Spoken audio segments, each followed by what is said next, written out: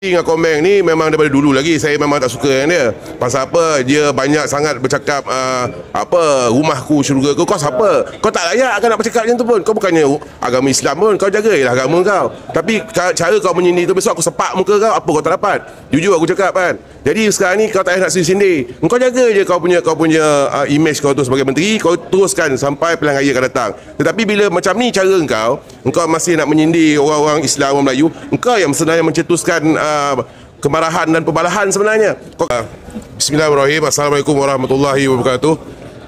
Saya hadir hari ini bersama-sama dengan NGO dan pimpinan PAS pada hari ini kerana isu ni isu arak. Dan Tiong ni bukan kali pertama bergaduh dengan saya. Dah banyak kali dah saya bergaduh dengan saya. Itu hari waktu dulu dia naikkan sup tulang rusuk babi diangkat sebagai makanan warisan negara. Hari ini arak pula dihidang dalam majlis rasmi. Saya silap besok arak pula diangkat sebagai minuman rasmi negara.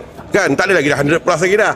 Arak pula dijadikan sebagai minuman rasmi negara. Inilah masalahnya. Jadi kan saya berharap sangatlah buat umat Islam di dalam negara kita kekal istiqamah, jangan terpengaruh dengan dayah-dayah daripada kerajaan yang ada sekarang ni, terutamanya daripada Kementerian Pelancongan.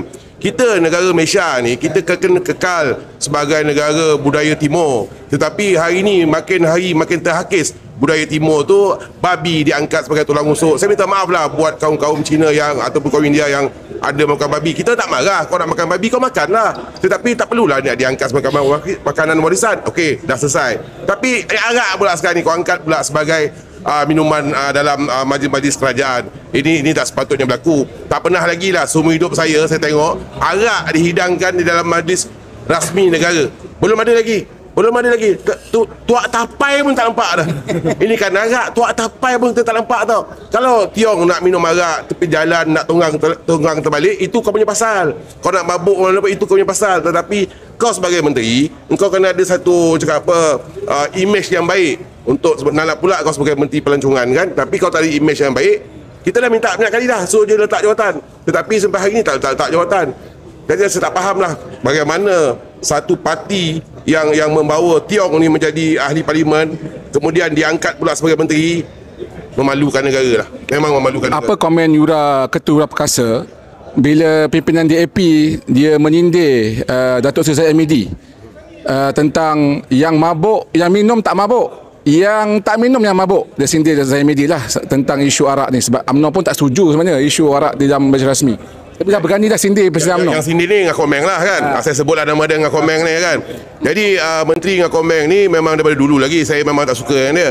Pasal apa? Dia banyak sangat bercakap rumahku syurgaku. Kau siapa? Kau tak layak kan nak bercakap macam tu pun. Kau bukannya agama Islam pun. Kau jagalah agama kau. Tapi cara kau menyindir tu, besok aku sepak muka kau, apa kau tak dapat?